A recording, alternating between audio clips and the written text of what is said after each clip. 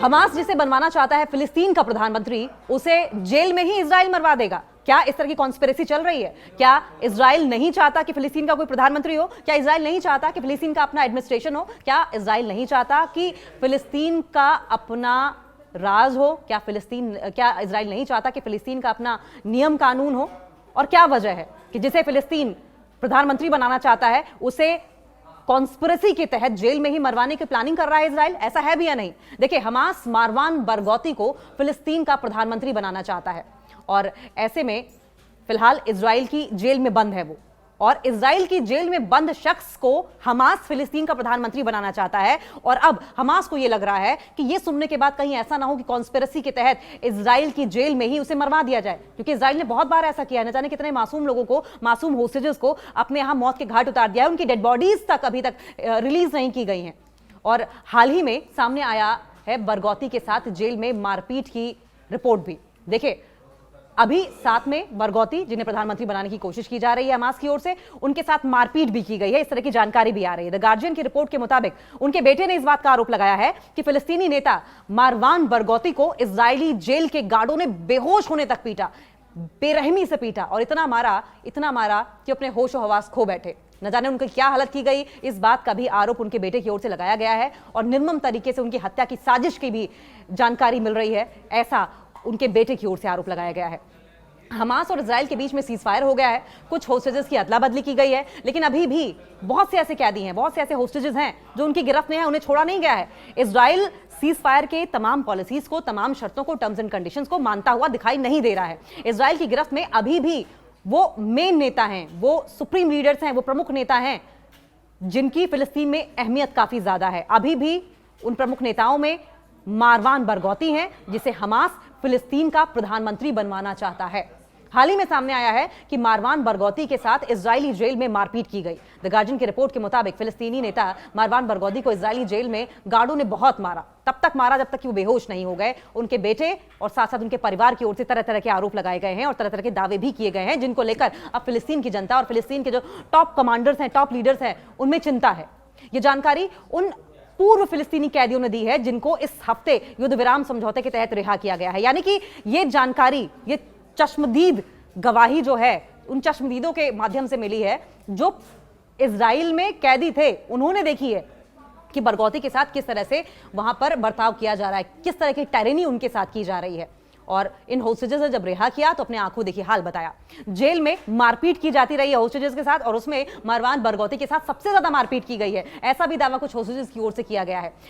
दरअसल मारवान बरगौती के साथ मारपीट का ये जो मामला सामने आया है, माना इस बात को लेकर भी जा रहा है कि संभवतः उनके टॉप लीडर के साथ बेरहमी करके, उनके टॉप लीडर के साथ मारपीट करके इजराइल ये संदेश देना चाहता है कि अगर हम इनका यह हाल कर सकते हैं तो आपका क्या हाल करेंगे। मारवान बरगौती के बेटे अरब बरगौती ने कहा है कि उनके 66 वर्षीय 66 ईयर्स ओल्ड फादर पर यह अटैक 14 सितंबर को गनोत से मेगिडो जेल ले जाया जाने के दौरान हुआ, यानी कि जेल के अंदर भी नहीं हुआ, रास्ते में किया गया, जिससे कि कोई प्रूफ ही ना रहे। और इस तरह के वाकये कई बार इजराइल के द्वारा किए गए होस्टेजेस के साथ, और उस पर काफी चिंता जाहिर की जा रही है। उन्होंने यह भी बताया कि उन 5 कैदियों ने, जिन्हें इजरायली ऑफिसर्स ने सोमवार को रिहा किया, उन्हें इजिप्ट भेजा गया। बरगौती के मेगिडो पहुंचने पर उनके साथ हुए बर्ताव की जानकारी दी गई। अरब बरगौती ने यह कहा है कि हमें जो पता चला है वो ये है कि ट्रांसफर के दौरान रास्ते में रोककर 8 सुरक्षा गार्डों ने, 8 सिक्योरिटी गार्ड्स ने उन्हें अलग अलग तरीकों से पीटा, लात मारी, जमीन पर फेंका, घूंसे मारे और खासकर सिर, सीने और पैरों पर निशाना साधा। उनको तब तक मारा जब तक वो बेदम नहीं हो गए, बेहोश नहीं हो गए। मारपीट इस इंतहा तक की जाती है जब तक कि इंसान बेसुध ना हो जाए, बेजान ना हो जाए, बस जान ना निकले, लेकिन लगभग वो बेसुध हो जाए। बाद में उन्होंने साथी कैदियों से कहा कि इस हमले की वजह से वो बेहोश हो गए थे। रिहा हुए कैदियों के मुताबिक जब मारवान बरगौती को मेगिडो जेल में लाया गया तो वे कई दिनों तक ठीक से चल भी नहीं पा रहे थे। बरगौती के बेटे ने यह भी जानकारी दी कि पिछले 2 साल में यह चौथी बार है जब उनके पिता को बेरहमी से बहुत ही बुरी तरीके से मारा पीटा गया है। इजराइल पर हमास के हमले के बाद अक्टूबर 2023 से उन्हें एकांत कारावास में रखा गया है, उन्हें बिल्कुल अलग जेल में रखा गया है। अंधेरी जेल है, खाने पीने को समय से दिया नहीं जाता है और जितनी बेरहमी संभव है, जितना आप इमेजिन कर सकते हैं, उतनी बेरहमी उनके साथ की जाती है। इस तरह की जानकारी जो रिहा हुए कैदी हैं वो दे रहे हैं। बरगौती फतेह पार्टी के सदस्य हैं जो हमास की कॉम्पिटेंट पार्टी है।